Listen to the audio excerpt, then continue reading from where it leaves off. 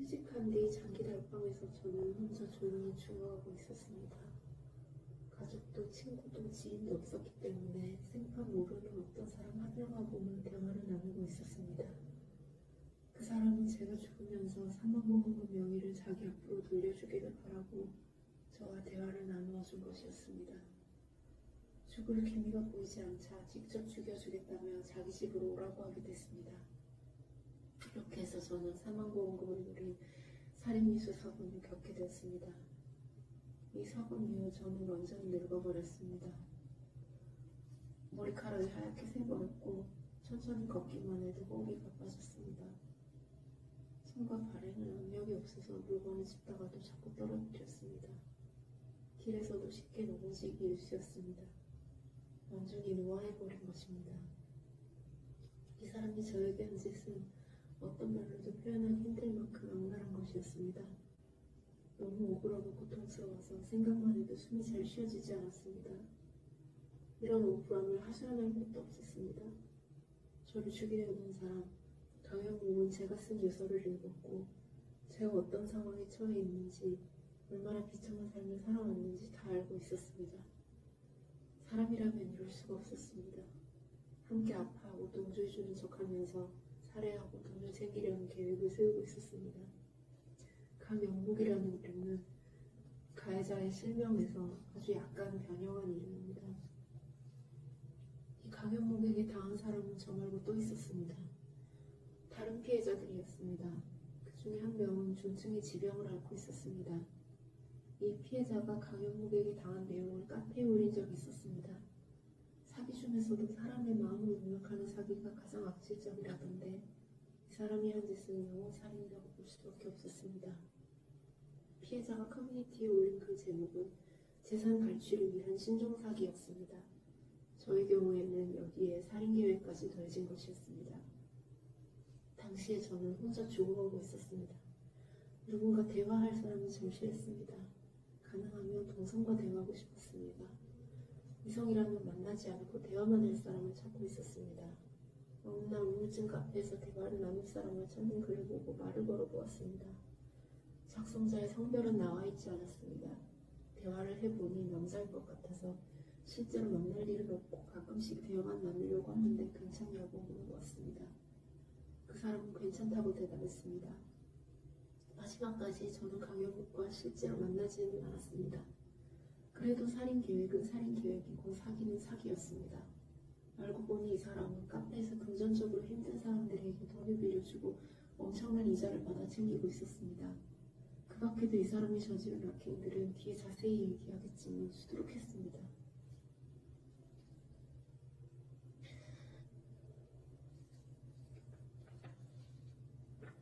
가해자 강현묵은 번역가였습니다. 사실상 백수였지만 드문드문 들어오는 번역 일을 하고 있었습니다. 나중에는 메신저와 메일을 통해 저와 함께 번역을 하게 됐습니다. 저는 번역을 해본 적이 없었지만 프로젝트를 도우면서 일하는 법을 익혔습니다. 저는 원래 영어를 잘하는 편이었습니다. 지난번 영상에서 말씀드렸던 것처럼 당시에 저는 물만 마시면서 아무것도 먹지 않고 있었습니다. 처음에는 16일, 그 다음에는 17일 동안 물만 마셨습니다. 16일을 마시고 난 뒤에는 포기를 했고 그 다음 다시 17일을 시작했습니다. 물도 안 마셨으면 훨씬 빨리 죽을 수 있었겠지만 고통이 심할 것 같았습니다. 여자는 남자보다 비축된 지방이 많기 때문에 2달, 어쩌면 3달 가까이 이런 상태로 숨이 붙어 있을 수도 있었습니다. 굶어 죽어가는 과정에서 어디가 어떻게 고통스러울지 예측할 수도 없었습니다. 첫 16일 실패하고 그 다음 17일 동안 몸을 일으키거나 움직일 때마다 심장을 조여오는 압박감이 느껴졌습니다. 그것 말고 다른 통증은 없었습니다. 대신에 힘이 없고 어지러워서 머리를 들 수가 없었습니다. 그래도 벽을 짚고 난간을 짚으며 가슴을 부여잡고 간신히 걸을 수는 있었습니다. 심장에 무리가 오는 건 소금기가 부족해서인 것 같았습니다. 그 기간 동안 무엇보다 짠 음식이 먹고 싶었습니다. 그렇게 1달, 2달이 지나면 다른 통증도 서서히 시작되지 않았을까 싶습니다. 가끔 물을 들어 정수기 근처에 뒤뚱거리며 출몰했기 때문에 여관 주인도 제가 무슨 짓을 하는지 의심하지 않았습니다. 하지만 계속해서 그런 상황 상황을 유지하려고 했을 때 저는 어딘가로 도피해야 한다고 생각을 하긴 했었습니다. 택시라도 불러 타고 어딘가 혼자 있을 수 있는 곳으로 가야만 했습니다. 그렇게 해야 단기로 원룸을 빌릴까도 생각해 봤었습니다. 눈을 뜰 때마다 지옥 같은 하루가 시작되었습니다. 허기는 누구라 들었다가도 맹렬하게 다시 시작되었습니다. 배가 고프고 몸이 아픈 것보다 무언가를 먹고 싶다는 욕망이 너무 강해서 잠시도 음식 생각에서 벗어날 수가 없었습니다. 그렇게 죽어가는 동안 저는 강현묵한테만 의지하고 강현묵하고는 대화를 나누고 있었습니다. 왜냐하면 저에게 아무도 없었기 때문에 이런 상황에서 하루에 몇 시간씩 이야기를 나누다 보니 서로의 어린 시절, 가족, 친구, 과거 이력까지 많은 것들을 공유하게 되었습니다. 그때 저는 죽어가고 있었고 고통이 심했습니다. 대화를 통해 잠깐이라도 그 고통을 잊고 싶었습니다. 강현묵은 번역가이기도 했지만 작가이기도 했습니다. 그가 쓴 이야기들은 소박하지만 독창적이고 마음을 끄는 구석이 있었습니다. 이 한심하고 추잡스러운 작자에 대해서 이야기하는 이유는 제가 목격했던 엄청난 악의들을 말하고 싶기 때문입니다. 또 이런 질낮은 사기 행각을 폭로하여 사람들이 이런 사기에 걸려들지 않게 하고 싶기 때문이기도 합니다. 무엇보다 이 더러운 사람의 행적을 얼마나 조롱해주고 싶었습니다. 강현묵의 여자친구 중 한 사람은 미시건 주립학교를 졸업한 뒤에 샌프란시스코 대학에서 교육학 박사학위를 받았습니다. 태술 문제 출제위원이기도 했던 것 같은데 인터넷에 검색해보니 첫 번째 페이지에 이름이 떴습니다. 나중에 강현묵과 연락을 끊은 뒤에 이 여자가 일하고 있는 학원에 가본 적이 있었습니다. 물론 제가 누구인지는 밝히지 않았고 수강생인 척했습니다. 이 여자가 실존하는 사람인지 강현묵이 얼마만큼 거짓말을 했는지 어떤 사기 치려고 했던 것인지 파악해보기 위해서였습니다. 강현묵에게는 여자친구들이 많았는데 특히 뉴욕과 필라델피아에 거주하고 있는 친구들과 오래 알고 지낸 사이였습니다. 이들은 모두 강현묵과 긴밀한 관계를 맺고 있었습니다. 강현묵에게는 1억 원 정도의 빚이 있었습니다. 아버지가 투자에 실패하는 바람에 모든 것을 다 잃기 전까지 그의 집을 매우 보유했다고 했습니다. 빚 1억이라는 것도 임금체불과 부모님이 사기당했을 때 도와준 이유라 생긴 것이라고 했습니다. 그런데 카페에 글을 올렸던 다른 피해자 임향남 씨의 말에 의하면 투자에 실패한 사람은 아버지가 아니라 본인이었습니다. 피해자의 이름은 가명입니다. 나중에 안 사실이지만 그의 아버지는 고리대금업으로 자산을 축적해온 사람이었습니다. 그 수법을 아들이 배워서 써먹고 있었습니다. 그와는 별개로 여기저기 양복 없이 투자하는 아들 때문에 집안 전체가 거꾸러져 버린 건 사실인 듯했습니다. 이 충격으로 1년 전에 어머니께서 심장마비로 돌아가셨다고 했습니다. 아버지는 치매를 요양병원에 입원해 있다고 했습니다. 강현묵 말로는 어머니는 자기가 죽인 거나 마찬가지라고 했습니다. 그때만 해도 비유적으로 한 말이겠거니 생각했는데 이야기를 듣다 보니 이 사람 주위에서 자꾸만 누군가가 죽거나 다치는 일이 발생하는 듯했습니다. 심지어 그 패턴도 늘 똑같았습니다. 결국 저에게도 보험금을 노리고 비슷한 일이 벌어졌습니다. 강현묵은 거의 매일 아버지를 방문하고 왔다고 말했었습니다. 나중에 알고 보니 아버지한테 간 게 아니라 소위 제비 노릇을 하기 위해 나이 많은 여성들을 만나보다는 것이었습니다. 말문 놓고 보면 둘도 없는 효자라고 생각했을 것입니다. 그의 묘사에 의하면 아버지가 실제로는 자기가 만나고 다니던 여자들은 언제나 강현묵한테 변덕을 부리고 무리한 요구를 해오고 강현묵은 아무리 부당한 요구를 해도 고분고분하게 응한다는 패턴이었습니다. 그의 어머니 역시 아들의 이런 고분고분한 태도에 길들여져 있었던 듯합니다. 뇌는 사람의 행동 패턴을 보고 뒷일을 예측하기 마련입니다. 그가 잠시 어머니 연락을 받지 않았을 때 그의 어머니는 왜 이렇게 전화를 안 받냐며 계속 문자를 보내다가 쓰러져서 심장마비로 사망했다고 했습니다. 이게 그 사람이 직접 들려준 설명이었습니다. 그런데 임영남 씨도 강현묵이 하루아침에 갑자기 연락을 끊었다고 말했습니다. 저에게도 똑같은 일이 벌어졌습니다. 어느 날 갑자기 연락을 끊는 바람에 너무 놀라서 하마터면 그 집으로 찾아가서 살해를 당할 뻔했습니다. 임양남이라는 또 다른 피해자 역시 번역가였습니다. 이분이 자신이 입은 피해를 폭로한 것도 번역가들이 활동하는 카페였습니다. 그러나 글이 도서가 없는 데다가 결정적인 증거를 제시하지 못했기 때문에 호의적인 반응을 이끌어내지 못했었습니다. 기껏해야 경찰에 알리고 도움을 받으라는 조언 정도가 전부였습니다. 임양남 씨는 이미 경찰에 신고했지만 증거 불충분 때문에 어쩔 수가 없어서 번역가 카페에라도 글을 올린다고 대답했습니다. 강현묵은 뻔뻔스럽게도 그 글에 직접 댓글을 달았습니다. 글만 봐도 고생이 참 많으신 것 같네요. 이게 뭐죠? 소설이라고 생각하면 꽤 재미있는데 여기 제 이름이 나와 있네요. 하고 싶은 얘기가 있으시면 제 메일로 연락주세요. 등등 피해자를 비꼬면서 2중 3중으로 비웃는 듯한 잔혹한 반응을 보였습니다. 피해자를 조현병 환자, 무기력하고 하찮은 사람으로 몰아가면서 자신의 여유를 과시하는 듯한 댓글이었습니다. 임양남 씨는 몸이 좋지 않아서 기초생활 수급자로 건강히 살아가고 있었습니다. 병든 홀어머니 외에는 가족이 없었고 10년 넘게 번역가로 일해왔다고 했습니다. 어머니는 청소부로 자신은 번역가로 일해서 1억을 모았는데 10년 만에 어머니와 둘이 살 집을 마련했다며 기뻐했던 글이 카페에 남아 있었습니다. 물론 제 상황은 이 사람과도 비교가 안 될 만큼 처참했습니다. 적어도 임양남 씨에게는 누워서 쉴 자기 집도 있고 편이 되어줄 어머니도 있었습니다. 저는 장기 달방에서 혼자 죽어가고 있었고 제 곁에는 아무도 없었습니다.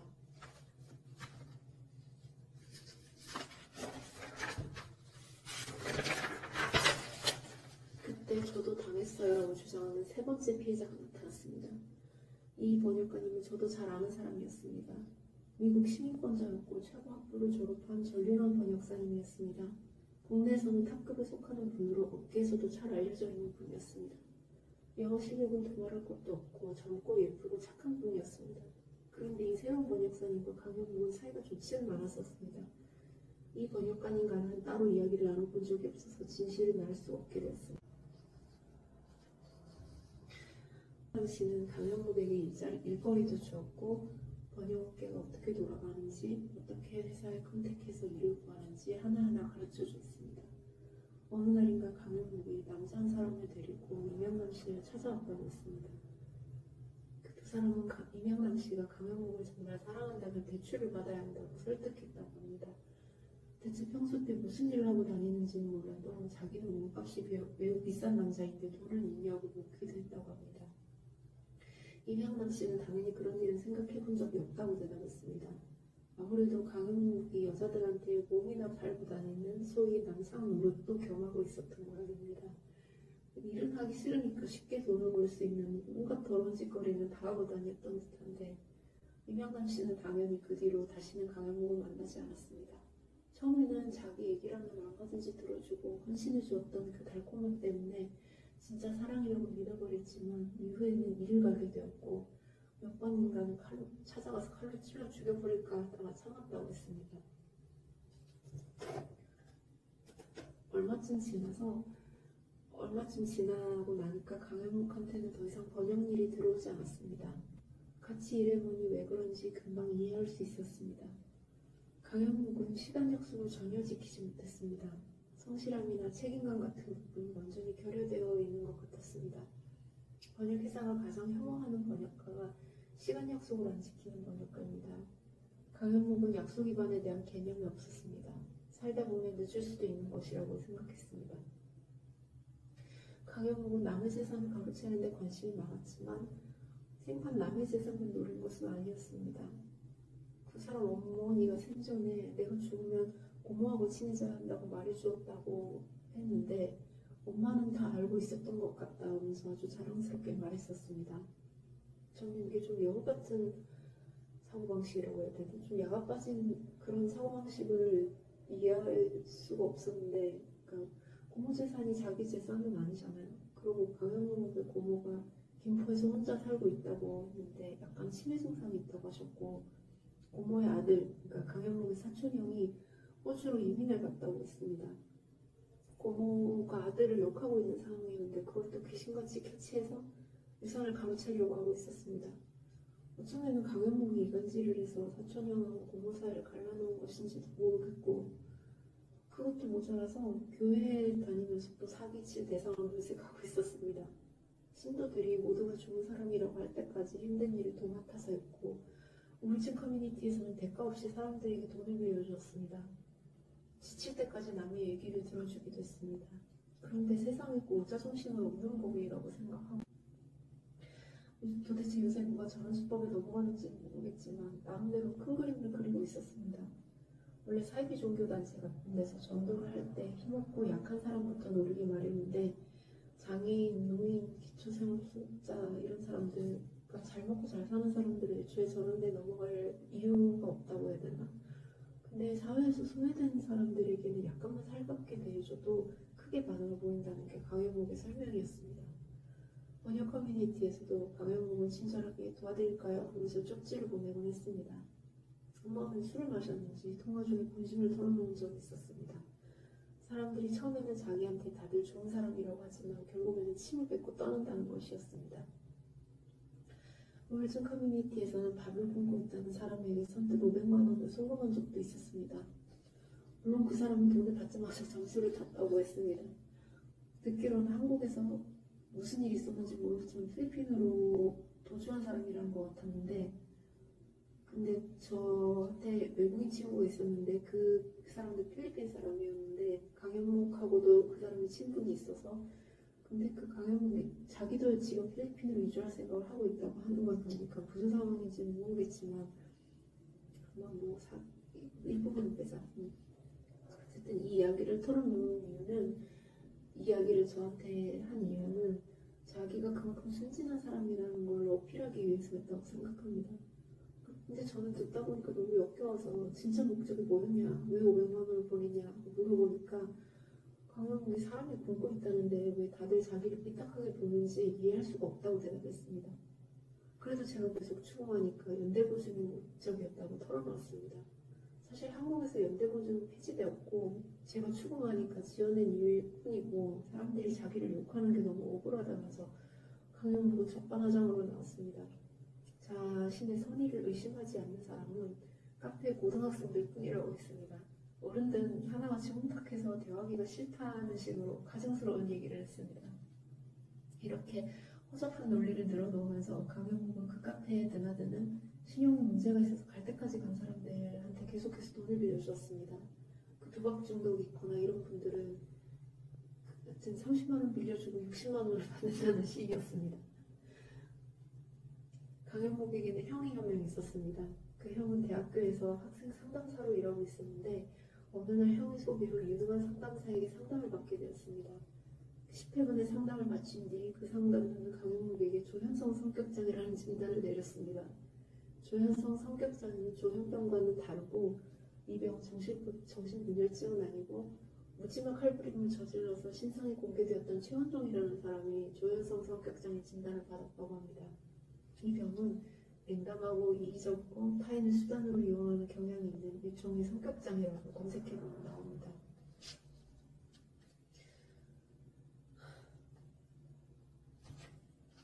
강현목은 인천 계양구에 살고 있었습니다. 그 근처에는 유난히 까치가 많다고 들었습니다. 이 사람이 사는 아파트에 이소를 하다가 나고된 아기까치들이 땅에 떨어지는 시기가 있었습니다. 간혹 길고양이들이 그 까치들을 잡아먹기도 한다고 했습니다. 어느 날 강현목이 까치 한 마리를 집에 데려왔는데 그 까치는 하루 만에 굶어 죽었다고 했습니다. 그 뒤로도 4마리나 더 잡아왔는데 그때마다 까치들이 굶어 죽었다는 것이었습니다. 그때 마침 저도 굶어 죽어 있었습니다. 혼자. 그런데 어떻게 하루 만에 굶어 죽을 수가 있다는 건지 잘 이해가 안 가는데 저는 그때 든 생각이 강현목이 혹시 화풀이나 재미삼아서 죽여놓고 굶어 죽었다고 암묵해서 거짓말을 하는 게 아닐까 하는 생각이 잠깐 들었었습니다. 실제로 만나본 적이 없지만 폭력 성향도 대단한 것 같았습니다. 전화 통화를 하는데도 기분이 안 좋을 때는 실제로 만나면 죽이겠다는 생각이 들 정도였습니다. 강현목이 회사에 다닐 때 살인이나 엽기적인 범죄자가 뉴스에 나오고 그 범죄자 주변 사람들이 평소에는 조용하고 얌전한 사람이었는데 하는 인터뷰를 하면 직장 동료들은 강대리도 나중에 저런 뉴스에 나올 것 같은데 라고 말했다고 합니다. 어린 시절에는 서울에서 부산으로 전학을 가게 되었는데 경상도 사투리 나쓰는 미개한 지방 아이들하고는 어울리기 싫다는 듯이 쟁취하는 바람에 왕따를 당했다고 했습니다. 다시 서울로 전학을 온 뒤에도 학창시절 내내 친구가 없었고 삼수까지 있지만 대학도 못 갔고 군대에서도 본인 표현에 의하면 공무반이었다고 합니다.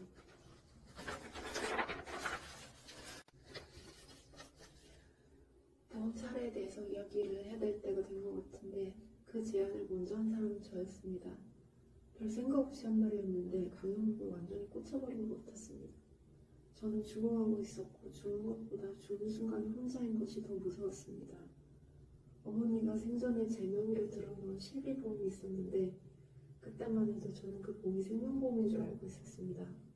애초에 어머니가 교회 지인을 통해 들었던 것이었고 보장 내용이 무엇인지는 알지 못했습니다. 저는 강현묵에게 보험 수혜자 명의를 당신 이름으로 해줄 테니까 임종 직전에 손을 잡아줄 수 있냐고 물어보았습니다. 사람들이 동반자살을 하는 이유는 죽는 순간이 너무 두렵기 때문입니다. 사실 저는 혼자의 상황에 지쳐서 죽으려던 것이었습니다. 그런 행위는 자살 방조죄에 해당하기 때문에 강현묵이 허락할 리가 없다고 생각했습니다. 저로서도 그냥 한탄해본 것에 지나지 않았는데 강현묵은 말만 잘하면 죽여줄 수도 있다고 대답했습니다. 정작 저 자신은 그런 제안을 했다는 사실조차 잊어버리고 있었는데 강현묵은 스쳐 지나가듯이 슬쩍 이 화제를 입에 올리곤 했습니다. 그러고는 마치 농담인 것처럼 요련하게 저를 떠보았습니다. 이때 강현묵의 계획은 제가 마음을 바꾸어서 살기를 택하더라도 죽을 만큼 정신적인 압박을 가해서 스스로 죽게 만들려던 것이 아니었을까 싶습니다. 강현묵이 자주 하는 말 중에 이런 게 있었습니다. 나는 지금 매듭을 풀고 있는 중이다. 그래서 내가 먼저 당신을 배신할 일은 없다. 일이 이렇게 된 거에 대해서 감사하고 있다. 매듭을 푼다는 말의 의미는 빚을 다 갚고 미국에 있는 자기 여자친구를 데려오기 위해 필요한 자금을 마련한다는 의미가 아니었을까 싶습니다. 강현묵의 특징 중에 하나가 의도적으로 완고어법을 쓴다는 것이었습니다. 본인만 이해할 수 있는 비유적인 단어를 사용하면 대부분의 사람들은 절대 눈치채지 못합니다. 어느 날 강현묵이 아무런 말미도 없이 당장 자기 집으로 오지 않으면 더 이상 연락하지 않겠다고 통보를 해왔습니다. 자기 어머니나 다른 피해자들에게 했던 것과 똑같은 수법이었습니다. 저는 좀 더 신뢰가 쌓이면 가겠다고 대답했습니다. 그때까지 가끔 한두 마디 카톡이라도 남겨져 있으면 안심이 될 것 같았습니다. 제가 가장 두려워했던 것은 혼자 남겨지는 것이었습니다. 언제나 똑같은 좋은 하루 되세요 정도의 말이라도 좋으니 누군가가 끈이 닿아있으면 좋을 것 같았습니다. 이 무렵에는 거의 전화통화도 하지 않았습니다. 통화를 하더라도 갑자기 발광하듯이 화를 냈기 때문이었습니다. 나중에 알고 보니 자기 여자친구한테 전화가 걸려서 빨리 끊어야 했기 때문이었습니다. 그 상상도 할 수 없을 만큼 잔혹하게 비꼬거나 공격을 퍼부었기 때문에 저도 더 이상은 참을 수가 없어서 연락하지 않고 있었습니다. 물론 강현묵은 이때 여자친구가 있다는 사실조차 숨기고 있었습니다. 저한테 사기를 쳐냈기 때문에. 이날 강현묵은 집으로 오라는 말만 남기고 무작정 전화를 끊었습니다. 저는 혼자 공무원 조직이라는 거대한 집단과 맞서 싸우고 있었습니다. 치욕스럽고 부당한 일들을 겪었고 물만 마시면서 죽어가고 있었습니다. 이때 유일하게 대화를 나누어준 사람이 강현묵이었습니다. 공식 사회는 메신저로 반나절이면 소문이 다 퍼지는 곳이었습니다. 검찰, 인권위원회, 고의원, 시청 상담소 등 연락해보지 않은 곳이 없었습니다. 그분들은 제가 정리한 글을 보고 충분히 부당하다는 결론을 내렸습니다. 그러나 결정적으로 도움을 준 곳은 없었고 민원을 제기해본 것을 일단 민원을 제기해보라고 했습니다. 그렇게 되면 본격적으로 일이 커질 것 같았습니다. 그곳은 제 직장이었고 저는 맞설 용기를 잃어가고 있었습니다. 이런 상황에서 여관방에 손잡 벌벌 떨면서 강현묵하고만 이야기를 나누므로써 간신히 버텨왔던 상황이었습니다. 너무 무섭고 고통스러워서 잠시나마 강현묵의 집으로 갈까도 생각해 보았었습니다. 가면 죽여줄 수 있냐고 저는 물어보았습니다. 말만 잘하면 죽여줄 수도 있다고 강현묵이 대답했습니다. 전화통화로는 녹음이 되니까 증거를 남기지 않기 위해 만나자고 한 것. 보험금 얘기가 녹음되어 있는 부분이 실제로 몇 군데 있기는 했습니다. 실행된 상태가 아니어서 형사처벌이 가능할 것 같지가 않다는 게 문제였습니다. 변호사하고도 상의를 해보았지만 마찬가지 의견이었습니다. 녹음된 통화에서 강현묵은 내 손을 줍고 싶으면 의지를 좀 보여봐 라고 말합니다. 내가 왜 너한테 그런 짓을 해? 네 인생 어떻게 사람을 살인자로 만들어? 네 손에 안 죽을 거야 라고 제가 대답합니다. 강현묵은 아니 진짜 죽여줄 수 있어 라고 대답합니다. 이것이 벌써 8년 전의 일입니다. 안타깝게도 방법이 없다는 것을 깨닫고는 이 녹음도 그때 폐기 처분해버리고 말았습니다. 이 사람이 모든 내용을 선선히 시인했을 때 아쉽게도 녹음을 해두지를 못했습니다. 녹음본만 있었더라면 형사처벌을 할 수 있었을 텐데 너무 안타까웠습니다. 이명남 씨나 저나 보다 냉정하게 대처했었어야 했습니다. 멀리 떨어져서 대화만 하는 사람이 사기꾼일 거라고는 짐작조차 못했으니 어쩔 수 없는 일이었지만 녹음부터 하고 메시지도 전부 저장해 놓았어야 했습니다. 그때는 너무 화가 나서 방에서 나가기를 눌러버렸습니다. 이명남 씨는 저나 다른 번역가님과 연대하지 않았습니다. 다른 번역가님이 자기도 당했으니 연락달라고 메일 주소를 남겼지만 무시하고 카페를 탈퇴해버렸습니다. 그 메일 주소로 제가 대신 연락을 해보았더니 이 사람도 우리처럼 결정적인 증거는 만들어두지 못한 듯 했습니다. 우리 두 사람은 연대할 생각이라도 했지만 이명남 씨는 조용히 살고 싶다면서 뒤늦게 발을 뺐습니다. 이렇게 피해자들끼리 연대하지 못하니까 저런 사기꾼들이 활개를 칠 수밖에 없습니다. 한동안 이명남 씨를 돕기 위해 번역 일감을 꾸준히 가져다 주기도 했었습니다. 그런데 일도 너무 못했고 막말을 일썼는데다가 달면 삼키고 쓰면 뱉는 사람이어서 나중에는 일감도 다 끊겼는지 다시 일을 달라고 저한테 연락해 왔었습니다. 그때는 이미 신뢰가 땅으로 떨어진 뒤였습니다. 물론 제가 번역을 했던 것은 공무원을 결국에는 휴직했다가 그만두고 난 뒤의 일이었습니다. 끔찍한 거는 강현무 머릿속에서는 이미 자기 합리화가 끝났다는 점이었습니다. 앞에서 말했듯이 강현무는 글을 쓰는 사람이었습니다. 자기가 만났던 사람들에 대해 쓰면서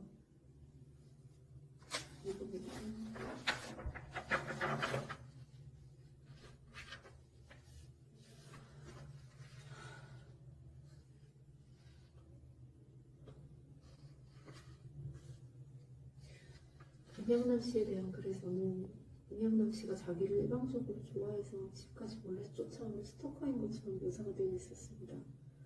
자기는 선의로 다가갔는데 날벼락을 맞은 피해자인 것처럼 묘사가 되어 있었습니다.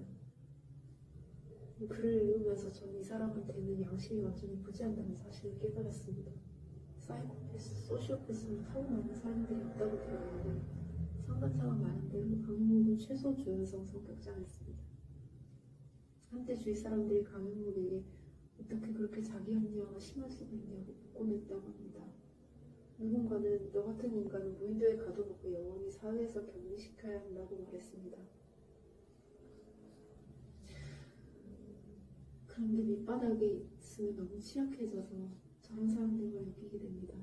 이 사건을 계기로 몸도 마음도 완전히 늙어버렸습니다. 그전까지 괴로웠던 건 아무것도 아니었던 것처럼 끝이 없습니다. 정말 끝이 없다고 생각했습니다. 하지만 아직도 끝이 아니었습니다.